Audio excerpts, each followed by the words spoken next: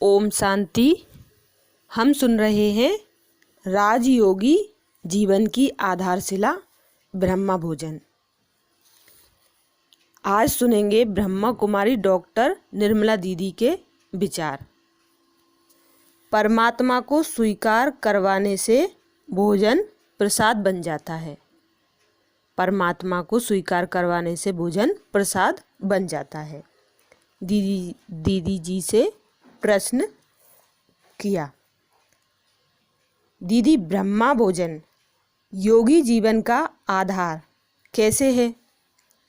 उत्तर में दीदी जी ने कहा, प्राचीन ऋषि मुनियों ने अपने अनुभव के आधार पर अन्न को 3 श्रेणियों में बांटा, सात्विक, राजसिक और तामसिक। सात्विक खुराक में फल, सब्जी, अनाज आदि आते हैं। राजसिक खुराक में गैस पैदा करने वाले खाद्य। तामसिक खुराक में प्याज, लहसुन, मांस, मछली, अंडे, फर्मेंटेड खुराक, अचार, तेल, लाल मिर्च आदि आते हैं। एक कहानी है। 2 अच्छे मित्र थे। एक साहूकार था, एक साधारण था। एक दिन उस साहूकार ने अपने साधारण मित्र को बताया कि मेरे मन में किसी का खून करने का विचार बार बार आ रहा है। ऐसा सुनकर उस साधारण ने साहूकार के घर की सवेरे जांच की। उसको मालूम पड़ा कि उसका जो खाना पकाने वाला है वह खाना पकाते पकाते खून करने का विचार कर रहा है कि अमुक को मार डालूंगा। इसलिए साहूकार को ऐसा विचार आया। इसलिए हम कहते हैं हम सात्विक अन्न खाएं, परंतु जो पकाने वाला है वह भी ईश्वर की याद में पकाता है तो अन्न प्रसाद बन जाता है। यहाँ माउंट आबू में हमारा खाना बहुत सिंपल होता है। जो विदेशी आते हैं वे खाते हैं और कहते हैं यहाँ का खाना बहुत अच्छा है। आप हलवा बनाओ, घर में बनाओ, होटल में बनाओ, होटल का खाना स्वादिष्ट तो होता है परंतु उसमें संतुष्टता नहीं होती है। घर में पकाने वाली प्यार से पकाती है, प्यार से खिलाती है, उसमें स्वाद होता है। जब मंदिर में वही हलवा बनता है, थोड़ा हमको मिलता है, हम थोड़ा थोड़ा घर में बांट देते हैं। क्यों? मंदिर में परमात्मा को भोग लगाया हुआ प्रसाद है, उसमें ज़्यादा ताकत रहती है। तो हम भी सात्विक भोजन बनाएं परंतु प्यार से परमात्मा की याद में बनाएं। परमात्मा को स्वीकार कराएं, फिर खाएं तो वह प्रसाद बन जाता है और इससे मन शुद्ध होता है। शुरू में कई सिंधी लोग समझते थे ब्रह्मा कुमारियों का खाना खाएंगे तो ब्रह्मा कुमारियों के बन जाएंगे। वास्तव में ऐसे कोई बनते नहीं हैं, लेकिन जब उनको प्रेम से खिलाते हैं तो उनका दिल पिघल जाता है। इसलिए अन्न के ऊपर हमें बहुत ध्यान रखना है। यह भी कहा जाता है जैसा पानी वैसी वाणी। इसके लिए भी एक कहानी है। एक साधु को जंगल में प्यास लगी। उसने रास्ते में एक कुआं देखा। कुएं पर बाल्टी और रस्सी पड़ी थी। उसने पानी निकालकर पिया, परंतु मन में संकल्प आया कि आगे जाऊंगा पर रस्सी और बाल्टी ना मिली तो क्या करूंगा। तो वह बाल्टी और रस्सी साथ लेकर चलने लगा। थोड़ा आगे चला तो मन में आया कि यह तो चोरी हो गई। मैंने अपना सब कुछ छोड़ दिया, फिर बाल्टी और रस्सी में मोह क्यों? बाद में पूछताछ करने पर पता चला कि वह कुआं किसी चोर ने बनवाया था। ऐसा पानी पीने से उसको चोरी का ख्याल आ गया। इसलिए हम समझते हैं कि जो भी खाते हैं या पीते हैं कोशिश करके घर में बनाया हुआ हो, प्यार से परमात्मा की याद में बनाया हुआ हो। आजकल जो भाई बहन बाजार का बिस्कुट, चॉकलेट, सॉफ्ट ड्रिंक आदि कोई ले लेते हैं, परंतु सच तो यह है कि उनमें शुगर के सिवाय कोई फूड वैल्यू नहीं है। अभी मुंबई में एक विशेषज्ञ ने मिनरल पानी की बोतल को चेक किया। घर का शुद्ध पानी भी चेक किया और सॉफ्ट ड्रिंक भी चेक किया। सॉफ्ट ड्रिंक का पानी खराब निकला और मिनरल बोतल से भी। घर का जो शुद्ध किया हुआ पानी था वह अच्छा निकला। हमने एक समाचार सुना कि स्टेशन पर चाय वाले ने ट्रेन के टॉयलेट का पानी लेकर चाय बनाई। समाचार में कहा गया है कि आप स्टेशन पर मिलने वाली चाय पीने में अपनी संभाल करना, क्योंकि उनको स्वास्थ्य का ख्याल नहीं रहता है। जो भी बाहर चाय बनाते हैं स्वास्थ्य का ख्याल नहीं करते हैं। विदेश में फिर भी करते हैं, क्योंकि वहाँ होटलों की बहुत जांच होती है। अपने घर में कॉफ़ी बनाकर पियो, उतना खर्च नहीं होता है। बाहर होटल में कॉफ़ी पियो, बहुत महंगी हो जाती है। घर का बनाया हुआ भोजन सात्विक भी होता है, स्वास्थ्यवर्धक भी होता है और इकोनॉमिकल भी होता है। भारत में आप होटल में खाओ, जो भोजन पकाने वाले हैं उनको देखो क्या करते हैं। वे पसीना कपड़ों में ऐसे ऐसे पोंछ के फिर खाना बनाने लग जाते हैं। पसीना पोंछ के हाथ भी नहीं धोते हैं। कपड़ा भी जो प्रयोग करते हैं ऐसा मैला जो आप हाथ भी नहीं लगा सकते हो। स्वास्थ्य का ख्याल नहीं करते हैं। कई बार बासी भोजन को रिफाइन करके स्वादिष्ट बनाकर दे देते हैं। भारत में भोजन की इतनी चेकिंग नहीं होती है, इसलिए भले ही खाना पकाने की थोड़ी मेहनत करनी पड़ती है, परंतु परमात्मा की याद का योगदान देने से उस खाने में योग के प्रकंपन आ जाते हैं। इसलिए खाना जरूर घर में ही पकाना चाहिए। विदेश में कई भाई बहनें ईश्वरीय सेवा भी करते हैं, नौकरी भी करते हैं, फिर घर को भी देखना होता है। खाना पकाने का समय नहीं रहता है। कई अकेले होते हैं, थोड़ी सुस्ती भी आती है, परंतु दादी हमेशा कहती थी कम से कम एक बार ब्रह्मा भोजन पकाकर बाबा को खिलाकर फिर खाओ। ब्रह्मा भोजन भी पूरा होना चाहिए। ऐसे नहीं फलों का भोग लगाकर खा लिया, नहीं, पूरा भोजन माना दाल चावल सलाद सब्जी सब हो। इससे प्रोटीन मिनरल और विटामिन सब मिल जाते हैं। नहीं तो थोड़े समय के बाद स्वास्थ्य खराब हो जाता है। प्रातः खिचड़ी खाओ और टोस्ट लो, दोपहर में सैंडविच खाओ, शाम को सिर्फ उबली सब्जी खाओ या सलाद खा लो तो पेट तो भर जाएगा, परंतु संतुलन भोजन तो नहीं हुआ ना। दादी कह रही हैं कि सलाद खा लो तो पेट तो भर जाएगा, परंतु संतुलित भोजन तो नहीं हुआ ना। इसलिए दादी कहती थी ब्रह्मा भोजन भी बाबा की याद में बनाकर खाओ, इससे बाबा की ब्लेसिंग मिलेगी। दादी कहती थी बाबा को भोग लगाकर नहीं खाते हैं तो चोर हैं, क्योंकि भगवान आपको देता है परंतु आप उसको नहीं ऑफर करते हो, इसलिए प्यार से पकाओ। दादी अपना अनुभव सुनाती थी कि एक बार दादी बीमार थी, अकेली रहती थी, ना पकाती थी ना खाती थी। स्टूडेंट्स ने बाबा को शिकायत कर दी कि दादी खाती नहीं है, बीमार है। ब्रह्मा बाबा ने चिट्ठी लिखी कि तुम बीमार हो, शिव बाबा तो बीमार नहीं है ना, क्यों भोग नहीं लगाती हो।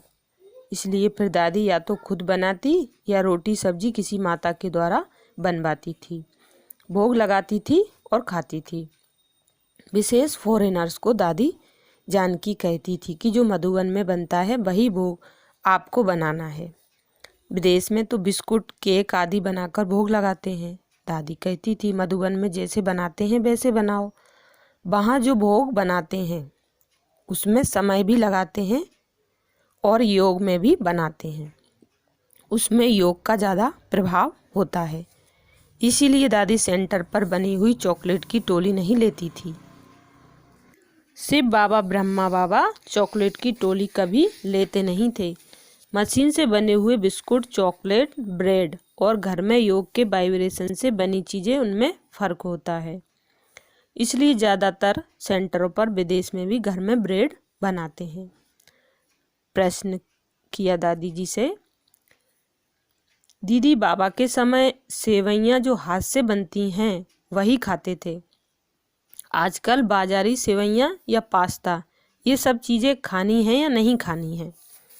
उत्तर में दीदी जी बोली मधुबन में तो बनाते हैं, क्योंकि यहाँ बाहर विदेश से लोग आते हैं, उनको रोटी सब्जी दाल अच्छी नहीं लगती है। यहाँ रिट्रीट में बड़े या बच्चे आते हैं मलेशिया से, उनके लिए खास बनवाते हैं। पास्ता कभी कभी बनवाते हैं। मधुबन में हजारों का भोजन होता है। ज्ञान सरोवर में हर हफ्ते प्रोग्राम होता है, इसलिए बाजार के पापड़ प्रयोग करते हैं, लेकिन गुजरात में मुंबई में सेंटर पर ही पापड़ बनाते हैं। प्रश्न, दीदी हम जो खाना खाते हैं वह हमारे व्यवहार पर या हमारी भावनाओं पर कैसे प्रभाव डालता है? उत्तर, जब हम प्याज काटते हैं तो आँखों से पानी आ जाता है। वह हमारी आँखों को जलाता है, तो पेट को कितना जलाता होगा। ज्ञान में आने के तुरंत बाद मैंने प्याज लहसुन नहीं छोड़ा था। एक बार मिर्च प्याज लहसुन आदि डालकर कोई चीज़ मैंने रात को खाई अच्छी रीति से, दूसरे दिन योग नहीं लगा। तब अपने अनुभव से मैंने छोड़ दिया। मांस मछली अंडे आदि खाना हिंसा है।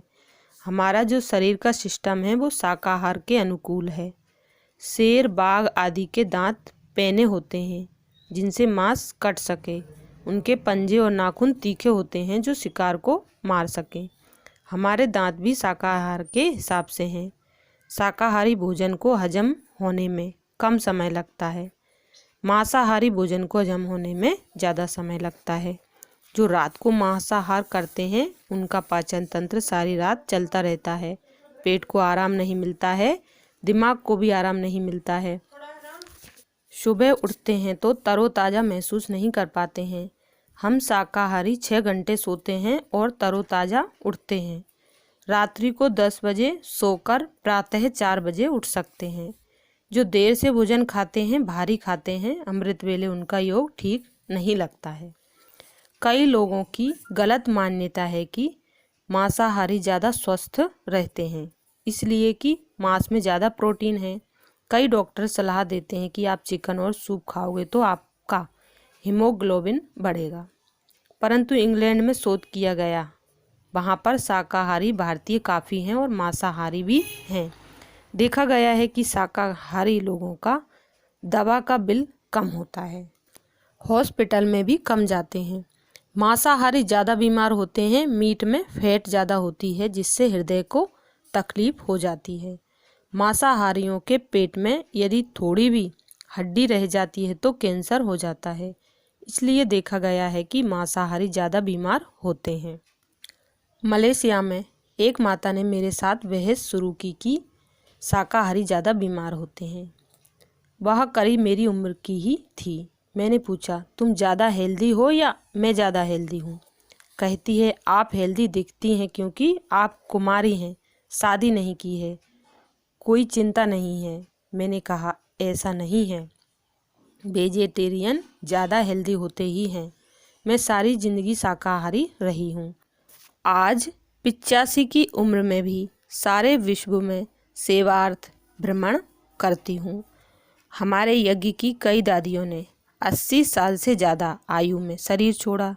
उस समय भी उनका शरीर काफ़ी अच्छा रहा। ब्रह्मा बाबा ने 93 साल की आयु में शरीर छोड़ा। उस समय मधुमेह की दवाइयाँ तो ज़रूर लेते थे, परंतु फिर भी उस उम्र में भी हमारे से फास्ट चलते थे। योग में पीठ को आधार दिए बिना एकदम स्ट्रेट बैठते थे। जो भी देखते थे कहते थे, दादा आपकी शारीरिक आकृति नहीं बदली इतने सालों में। दादी जान की भी 104 की उम्र तक यात्राएं करती रहीं। योग का प्रभाव है। खाना पीना तो उन्होंने शाकाहारी ही खाया है, ब्रह्मा भोजन खाया है। दादी हमेशा कहती थी, जो ब्रह्मा भोजन है खाओ, कुछ नहीं होगा। बाबा की याद में पकाया हुआ भोजन हो तो कुछ नहीं होगा। अपने शरीर की संभाल रखनी है, परंतु ब्रह्मा भोजन जितना बाबा की याद में बनाते हैं, तन तंदुरुस्त रहता है और लंबी आयु भी रहती है। प्रश्न, दीदी आप जब विदेश में शुरू में गए तब इतनी सुविधाएं नहीं थीं, फिर आप लोग खान पान की धारणा को कैसे निभाते थे? उत्तर, हम जहाँ भी गए वहाँ भारतीय दुकानें होती थीं। थोड़ी दूर होती थी मुझे इतना खाने पीने का शौक नहीं था। मैं पहले लंदन में गई, वहाँ जो दुकान में मिलता था कच्चा ले आती थी और बनाकर खाती थी। गड़बड़ होती थी चीन और रूस में। चीन में सिर्फ आलू ही मिलते थे, रूस में भी ऐसा ही था, एक दो सब्जी ही मिलती थी, परंतु विदेश में जो मिलता है खाना पड़ता है। जब मैं लंदन गई तो हरी मिर्च शॉप में नहीं मिलती थी, वे लोग नहीं खाते थे। मैं अभी बिल्कुल भी मिर्च नहीं खाती हूँ। अभी तो सब स्थानों पर सब सुविधाएं हो गई हैं। रूस में भी सब कुछ मिलता है, कैरेबियन में भी सब कुछ मिलता है। आजकल आयात होने लगा है, इसलिए तकलीफ़ नहीं होती है। हमारी एक बहन रसिया गई तो उसको हमने कहा तुम भारत से दाल बेसन लेकर आना, वो ले गई। गेहूं का आटा कई देशों में अच्छा नहीं मिलता है, यहाँ की रोटी कितनी अच्छी बनती है, वहाँ ऐसा नहीं बनती है, इसलिए कहाँ कहाँ अभी भी ले आते हैं, नहीं तो जो मिलता है वही खाना पड़ता है, प्रेम से खा लेते हैं। प्रश्न, दीदी बाबा ने बोला है कि 1 साल का अनाज स्टोर करके रखना है, विदेश में आप क्या करते हैं? उत्तर, भारत में तो मकान बड़े हैं, संभाल सकते हैं, यहाँ बड़े बड़े ड्रम रख सकते हैं। विदेश में मकान छोटे होते हैं, इसलिए विदेश में हम कहते हैं 1 मास का रखो।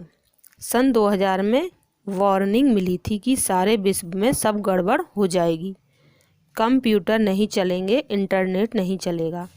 कईयों ने कई चीज़ें संभाल के रखी। हमारी एक बहन तो हमेशा अपनी कार में एक जोड़ी कपड़े रखती थी, कभी भी कहाँ भी भागना पड़ा तो भाग जाएंगे।